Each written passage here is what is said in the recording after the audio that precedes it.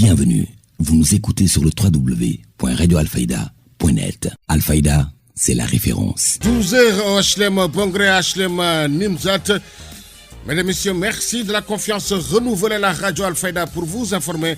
Et vous avez fait le bon choix si vous nous rejoignez dans l'actualité de ce vendredi 26 juin 2026.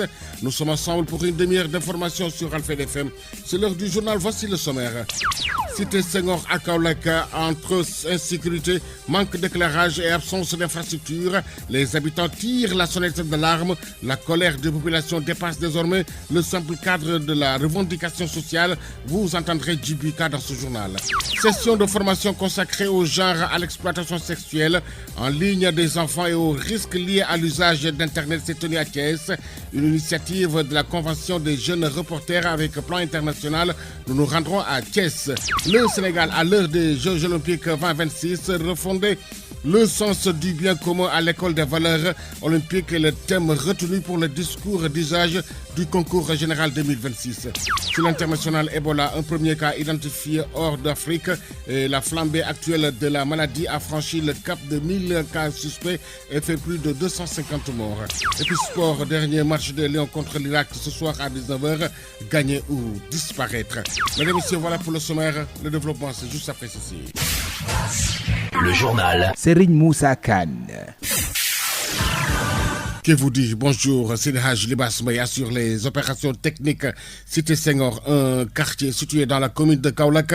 Les populations sont confrontées à des problèmes d'insécurité terribles. Un quartier qui semble être abandonné par les autorités municipales, baigne dans un manque d'éclairage sans précédent, nous dit Djiba Kaba, notable à la Cité Senghor. C'est pour faire appel aux autorités de la ville de Kaolack pour qu'ils viennent nous assister, venir voir dans les conditions dont nous vivons ici à Cité Senghor. Actuellement, l'insécurité, le manque d'eau, manque d'électricité, manque de route, tous ces problèmes qui se posent à Cité Senghor actuellement. À Cité Senghor, à partir de 21h déjà, tu n'oses pas envoyer ton enfant. Même à la boutique, tu n'oses pas l'envoyer parce qu'il y a les agresseurs de tort à travers. Les dames, quand elles se lèvent à 5h du matin, entre Cité Senghor et la ville déjà, vous voyez, vous vous rendez compte, il faut payer 350 ou 400 francs pour aller en ville. Si tu ne te lèves pas tôt, tu ne peux pas faire le trajet d'ici, le marché et venir faire la cuisine à midi chez toi et tu as des enfants qui vont à l'école. D'abord, tu penses comment ils vont manger à l'heure pour pouvoir retourner à l'école le soir. Il y a tous ces phénomènes qui se posent. Nous, ce que nous demandons, qu'ils viennent nous aider, surtout pour le problème du mur qu'ils ont construit devant Cité Senghor, qui nous empêche de sortir du matin au soir. D'abord avec l'insécurité, parce qu'on ne peut pas traverser un marigot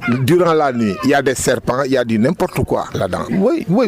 Pour le problème de lotissement, nous demandons au maire, nous lui demandons de venir nous voir et essayer de trouver une solution pour le problème du lotissement de Cité Senghor. Parce qu'actuellement, Cité Senghor, ce n'est pas un petit quartier. Actuellement, nous avons plus de 5000 habitants dans ce coin-là. Qu'ils viennent nous aider à pouvoir quand même, s'il ne peut pas y avoir de lotissement, quand même qu'ils puissent nous sortir des routes, que chacun puisse savoir comment limiter sa maison, sa concession. C'est ce que nous lui demandons. Dans ces difficultés, les populations de la Cité Senghor interpellent les autorités sur l'éclairage et renforcer la sécurité car ils vivent dans le calvaire et la peur, a déclaré Djiba Kaba que nous réécoutons. Si vous regardez, vu le quartier qui fait presque une population de plus de 5000 habitants, si vous nous donnez 35 lampes, ça ne suffit pas pour le quartier. Regardez de l'autre côté, c'est de l'insécurité totale. Et il y a de l'insécurité. Tu ne peux pas envoyer quelqu'un ici. Il marche 2 ou 3 maisons après ça, il ne pourra plus partir. Parce que quoi, il te dira que vraiment il fait sombre. Je ne pourrai pas partir. Je n'ai pas ce courage. C'est ce qui se pose. Ouais,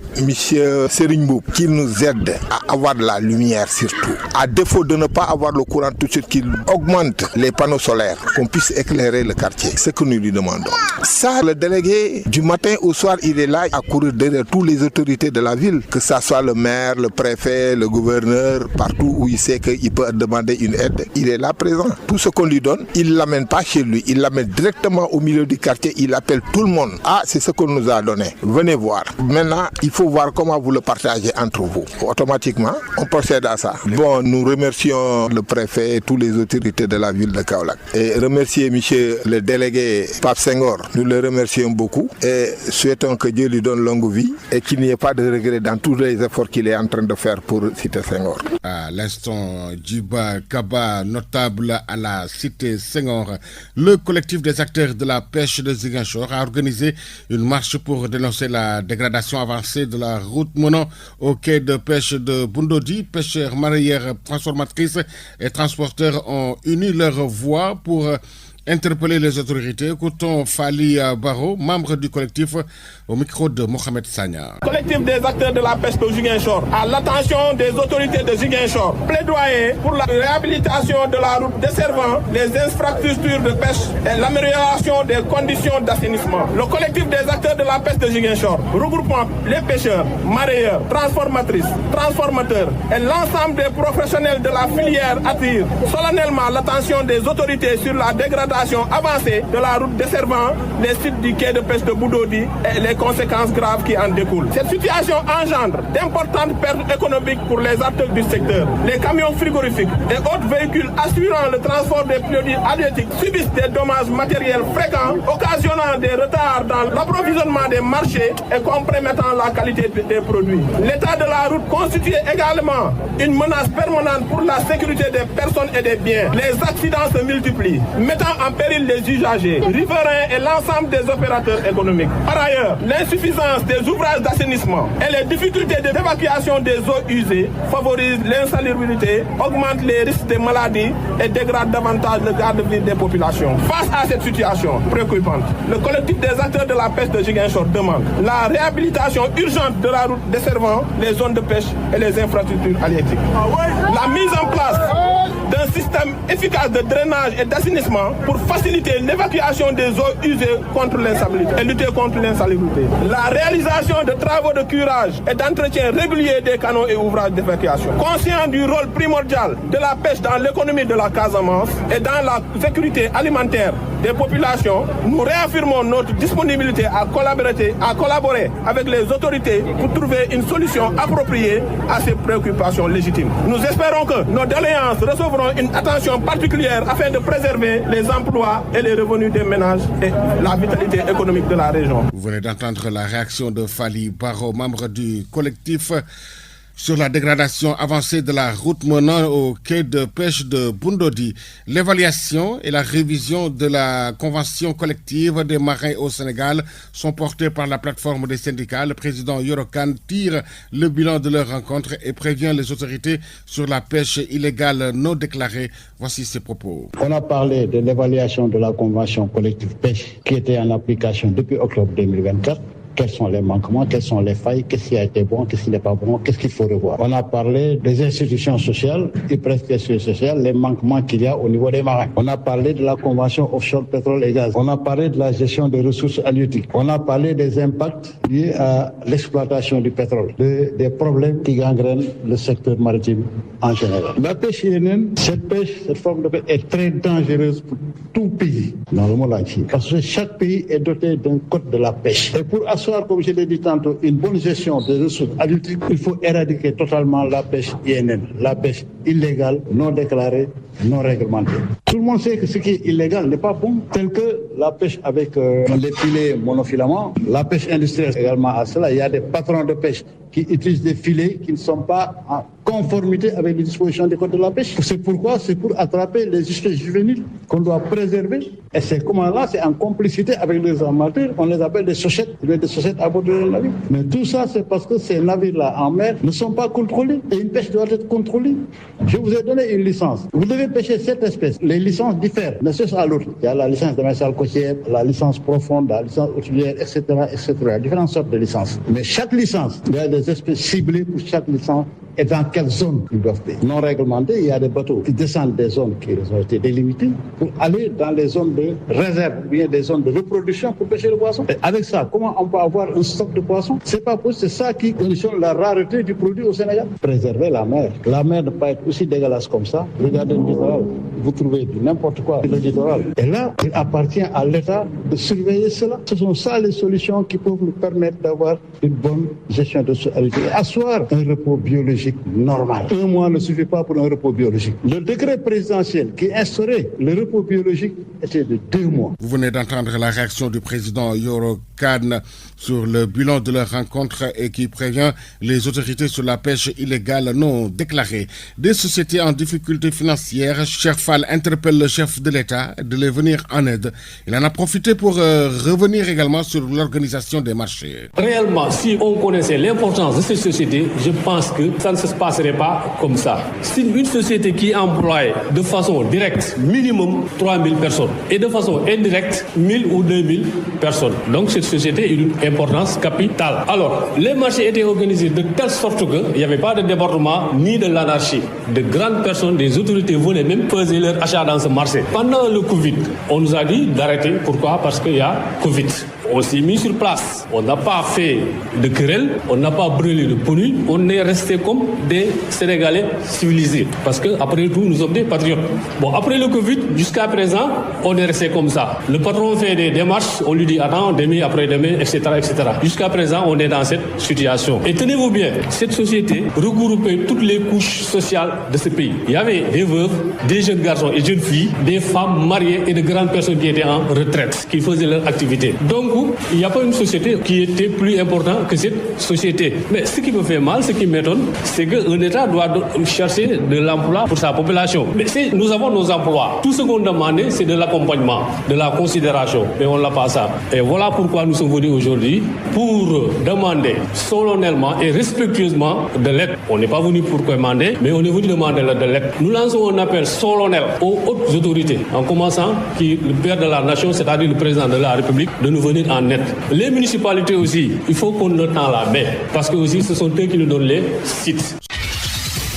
L'actualité régionale, nationale, c'est sur Alfayda FM 90.1.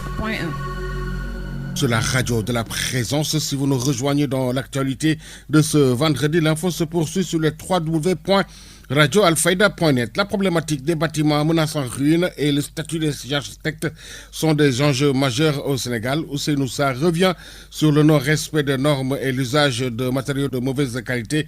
Il est joint au téléphone par la rédaction de la radio Alfayda. C'est vraiment regrettable qu'à l'heure actuelle, que des gens perdent leur vie du fait qu'il y a des négligences. Le bâtiment doit faire appel à des spécialités, à des professionnels. Malheureusement, au Sénégal, les gens ne font pas appel aux professionnels, particulièrement aux architectes, qui sont les maîtres d'œuvre, qui sont les premiers concernés en matière d'architecture et de construction. Et ils sont à la tête pour diriger les autres corps d'État qui interviennent dans le bâtiment. Et malheureusement, depuis 1978, il y a une loi qui a été créée depuis 1978 pour déclarer l'architecture d'intérêt et d'utilité publique. C'est-à-dire que pour protéger les citoyens, que cette loi a été faite. Malheureusement, ça n'a pas été suivi de fait et les gens sont laissés à leur liberté de faire et ils le font comme bon leur semble, ce qui engendre des malfaçons et les bâtiments ne durent pas parce que c'est pas fait dans les règles de l'art. On a l'habitude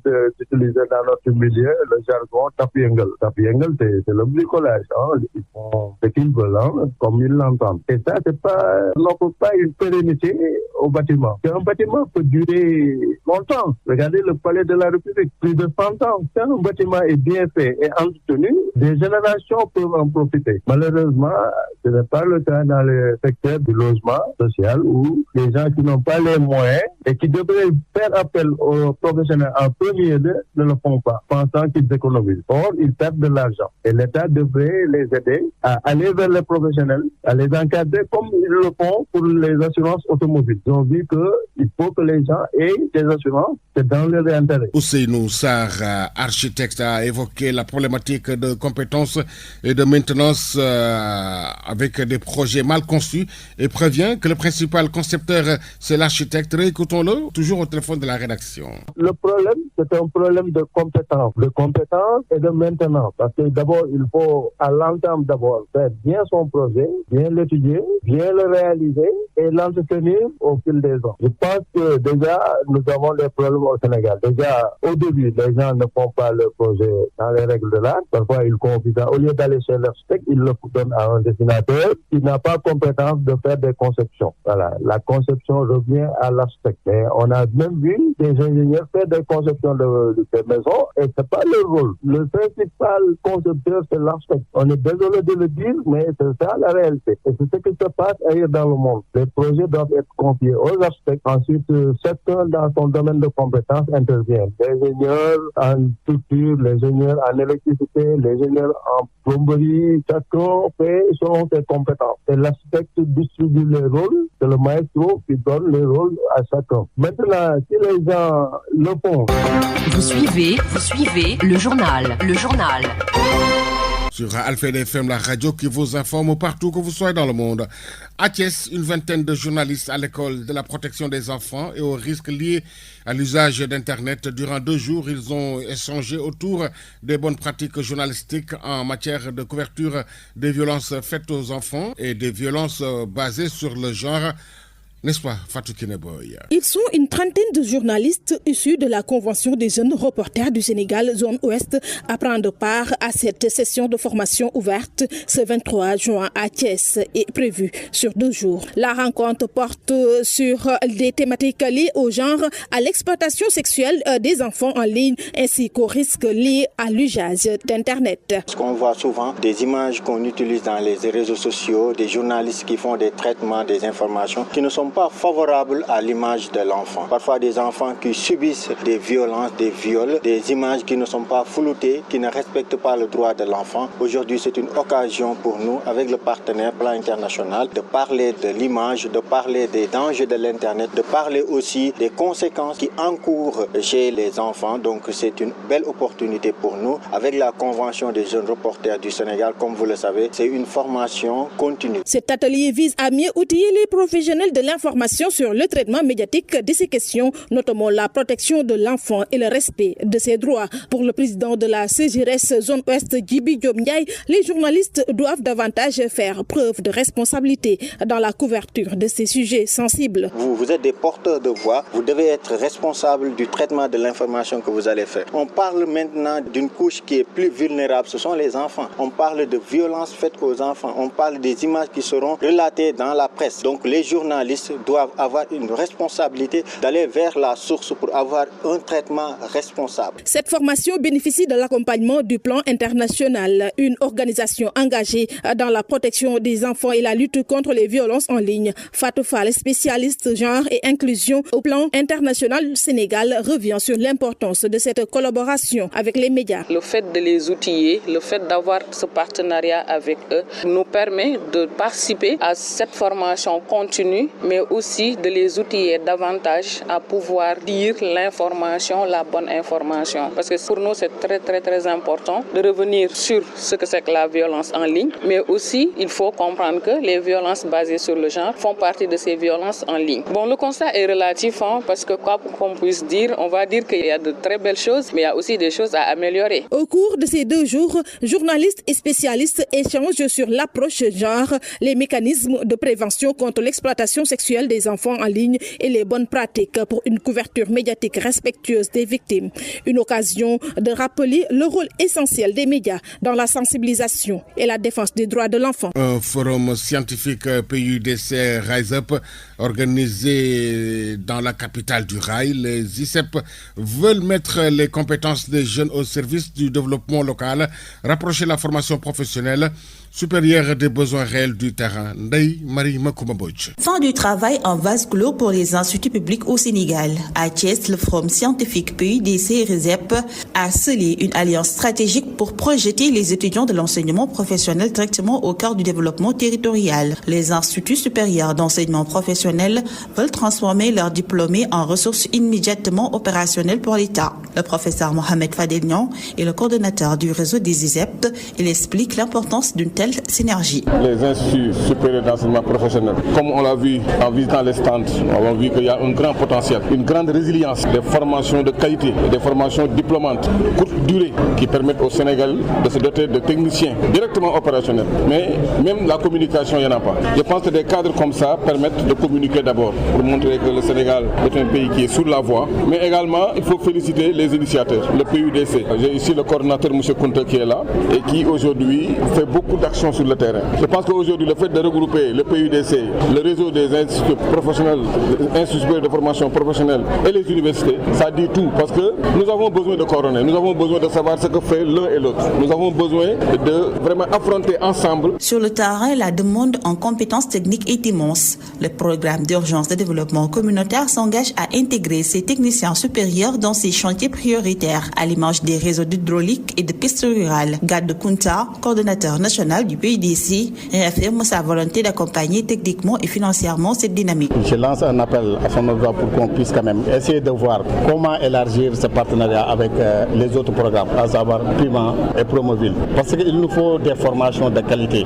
Mais si on réunit tout le matériel qu'on a besoin au niveau de ces ISEP-là, mais la réalité du terrain aussi, c'est autre chose. Donc nous devons essayer d'accompagner ces ISEP en accueillant ces étudiants-là pour leur permettre d'être en contact avec le réel. Cette dynamique ne va pas s'arrêter à Thiès. Porté par le projet Espoir Jeune avec l'appui de la Banque mondiale, le réseau prévoit de passer de 6 à 14 ISEP d'ici 5 ans afin de couvrir toutes les régions du Sénégal. En rapprochant l'école, l'entreprise et les services publics, ces partenariats sortent définitivement la formation de sa bulle théorique. Pour la jeunesse sénégalaise, c'est la promesse d'une insertion rapide ancrée directement au cœur du développement de leur propre territoire. Depuis Thiès, la correspondance de Ndeye Marie Makumba Mbouch, concours général, les résultats enregistrés cette année témoignent de l'excellence de notre système éducatif et consacrent avant tout un travail de longue haleine. Moustapha Baba Guirassi a précisé que la cérémonie de distribution des prix aux lauréats sera présidée par le chef de l'État. L'édition 2026 du concours général sénégalais s'est déroulée dans de très bonnes conditions. Cette année, le nombre de candidats inscrits publics et privés est de 3590, dont 2261 filles, soit 61,27%, et 1429 garçons, soit 38,73%. Par rapport à l'année passée, donc on note 122 candidats de plus. Il y a lieu donc de signaler que l'édition de cette année a été davantage inclusive, avec la participation accrue d'élèves en situation de handicap, notamment ceux de l'Institut national d'éducation et de formation des jeunes aveugles, INEFJA. Au terme des délibérations du jury, nous avons au total enregistré 129 distinctions contre 120 l'année dernière,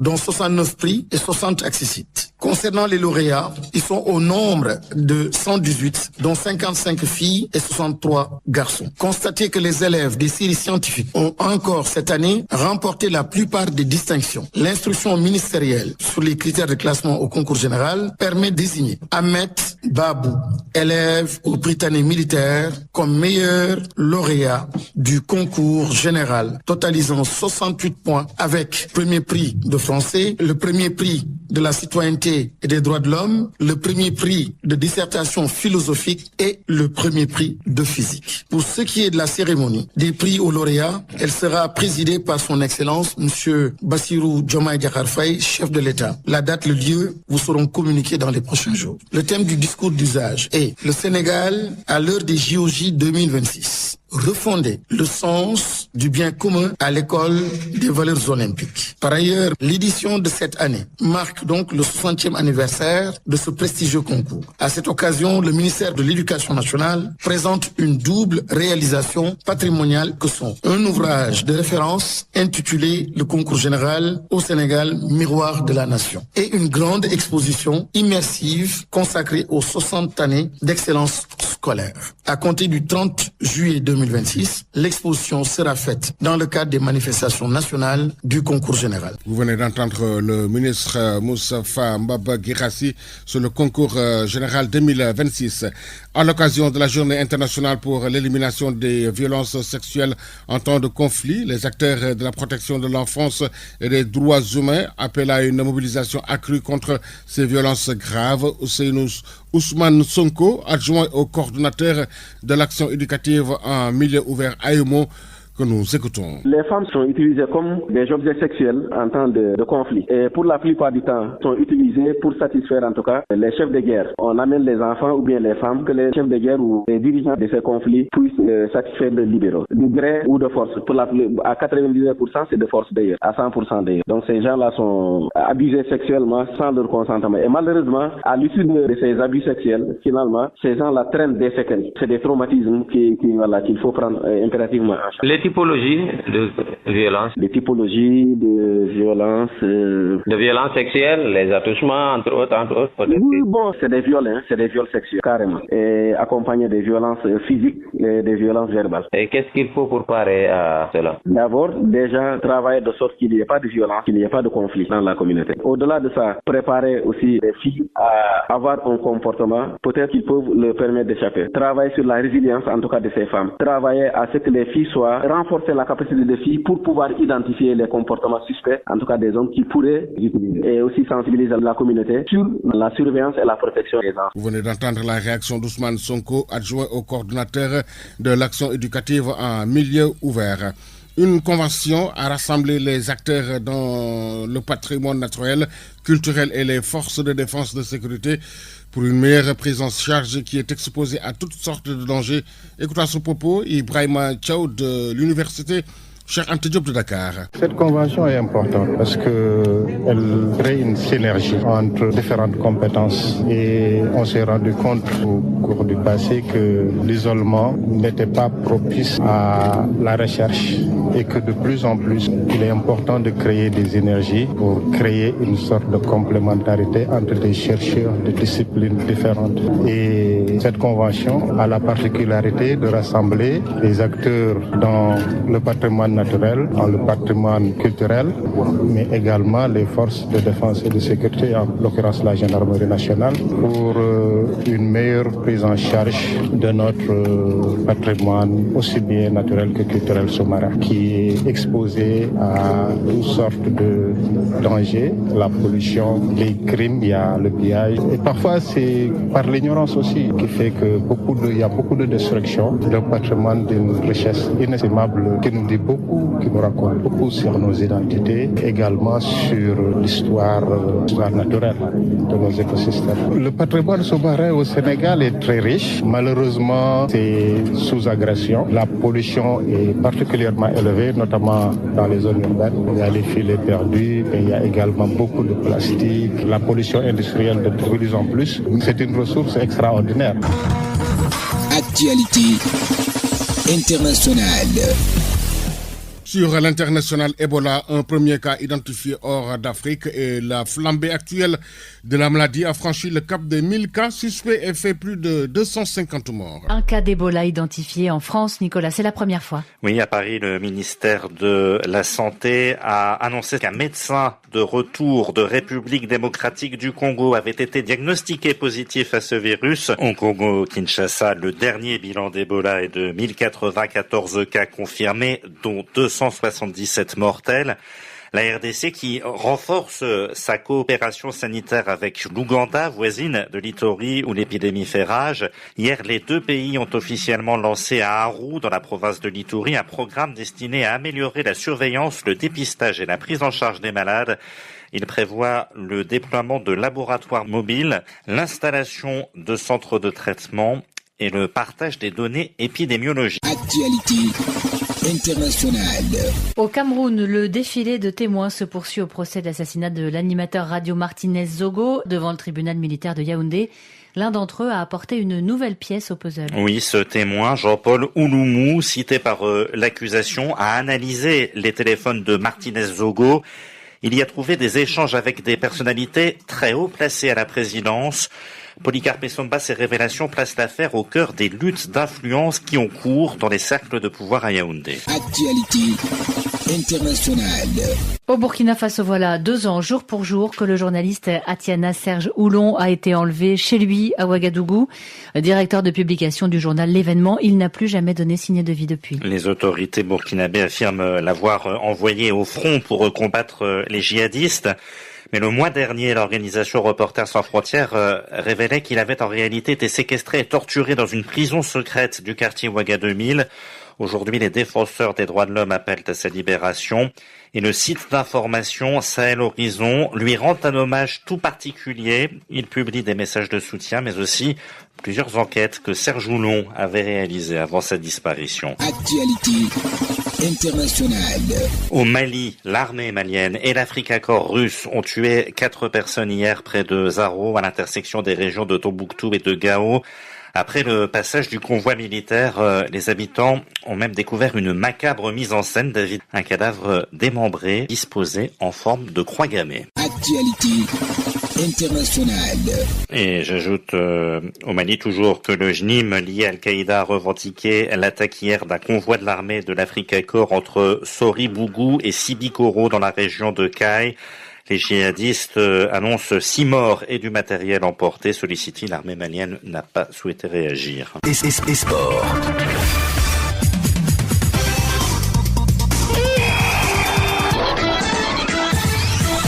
Une page sportive que nous ouvrons chez nous.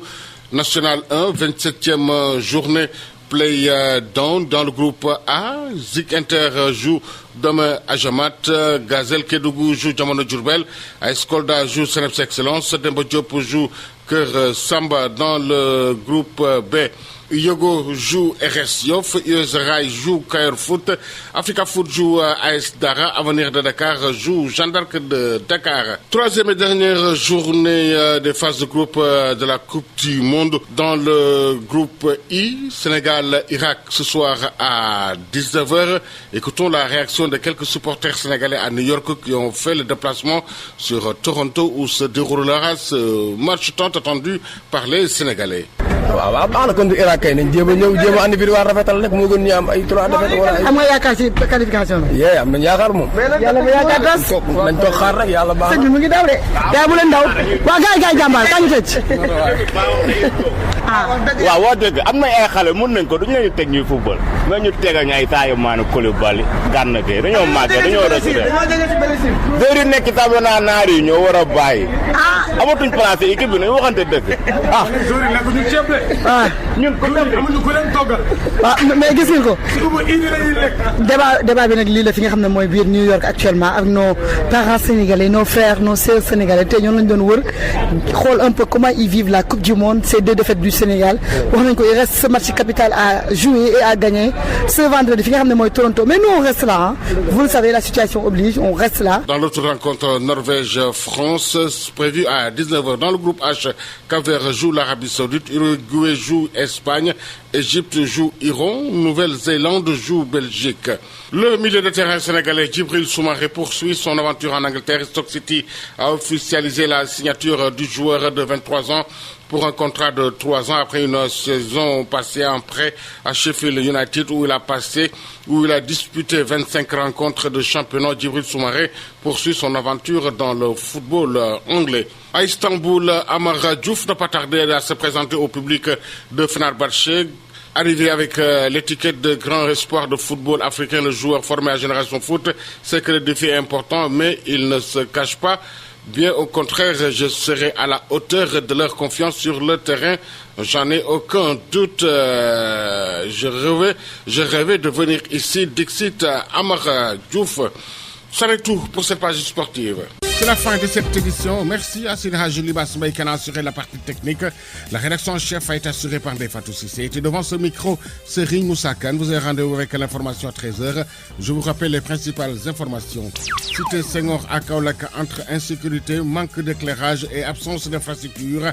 Les habitants tirent la sonnette d'alarme. La colère des populations dépasse désormais le simple cadre de la revendication sociale. Vous avez entendu Djiba K, session de formation consacrée au genre, à l'exploitation sexuelle en ligne des enfants et aux risques liés à l'usage d'Internet. C'est tenu à Thiès, une initiative de la Convention des jeunes reporters du Sénégal avec un plan international. Nous nous sommes rendus à Thiès.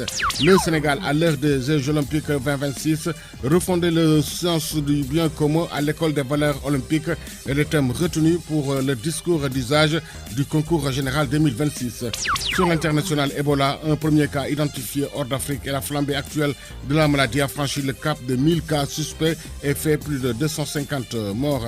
Et du sport, dernier match de Lyon contre l'Irak ce soir à 19h, gagner ou disparaître. Mesdames et messieurs, merci de nous avoir accueillis dans l'intimité de chez vous. Excellente suite de programme sur la 90.1. Le journal Serigne Moussa Kane.